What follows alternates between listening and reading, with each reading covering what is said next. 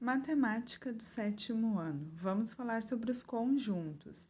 Nós já conhecemos o conjunto dos números naturais, que começa com o 0 e depois segue no 1, 2, 3, 4, 5, 6, 7 e vai ao infinito, porque não tem fim.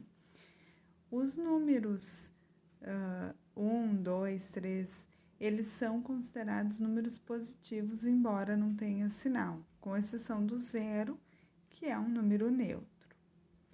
Depois vem o conjunto dos números inteiros, que acrescentam os números negativos, representado pela letra Z.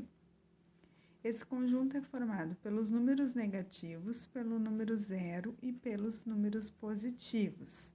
Os números positivos, observe que não tem o sinal de mais, porque não é obrigatório. Mas, se quiser ter, não tem problema. Então, o conjunto dos números inteiros, ele é infinito nos dois sentidos, porque os números negativos também não têm fim. Aqui ao lado, a gente tem o diagrama de conjuntos, que a gente já conhece, que no centro tem o conjunto dos números naturais, formado apenas pelos números positivos.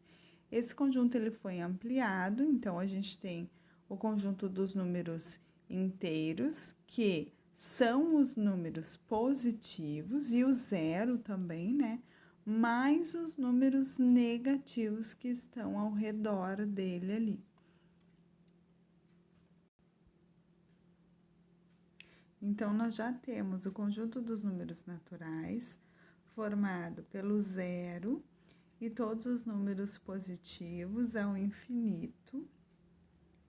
Em seguida, vem o conjunto dos números inteiros, que são todos os números naturais mais os números negativos. E aí surge um novo conjunto, o conjunto dos números racionais, representado pela letra Q, que são todos os números que nós já conhecíamos, os positivos, os negativos e o 0, mais os números decimais e as frações. Então, o conjunto Q, ele não é apenas os decimais e as frações, ele é formado pelos números inteiros, representados pela letra Z, os negativos, os positivos e o 0, porque estão dentro desse conjunto, faz parte, né? E também a gente tem ali, ó, vocês podem ver que se tirar o conjunto Z, ele ficam todos dentro do Q, né? E aí depois a gente tem ali o 0 e os positivos, né? Eles são os números naturais. Então, também, se tirar ali o círculo ali de dentro, eles continuam ali, eles continuam fazendo parte. Então, é uma sequência.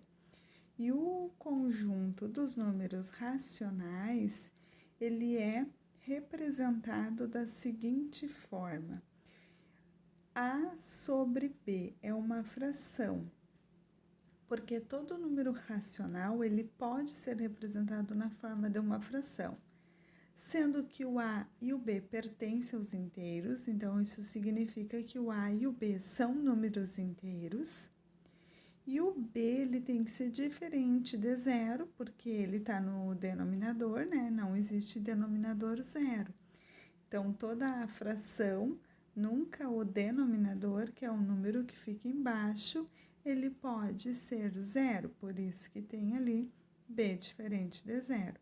É dessa forma que é representado o conjunto Q, que também é um conjunto infinito para os dois sentidos. E aí, nessa tabelinha, a gente mostra como que eles podem ser representados em forma de fração. Por exemplo, números naturais, o número 7, ele pode ser representado com uma fração de 7 sobre 1, porque a fração ela é divisão, né? Então, 7 dividido por 1 é 7. O número 12, ele pode ser representado numa fração de 24 dividido por 2. Os números inteiros negativos seguem a mesma lógica. O menos 2 dividido por 1. O menos 6, menos 18 dividido por 3. Agora, os decimais finitos, que são aqueles números com vírgula que eles acabam, né? Números com vírgula, números decimais exatos. Então, 1,2 é 12 sobre 10. Então, para conferir aqui, você pode até usar uma calculadora. Pega e coloca 12 dividido por 10, vai dar 1,2. Ou se ele for negativo, menos 0,38. Mesma coisa, menos 38 dividido por 100 vai dar um menos 0,38. Agora, os decimais periódicos, que são aqueles que não têm fim, 0,444 e segue se repetindo, ele pode ser representado com uma fração, 4 sobre 9. 4 dividido por 9 vai dar essa dízima periódica, 0,3333 dividido por 9 vai dar. Então, todo número racional, ele pode ser representado com uma fração. Por este motivo que tem aquele A sobre B na representação do conjunto dos números racionais. Então, era isso que a gente tinha para falar sobre os conjuntos.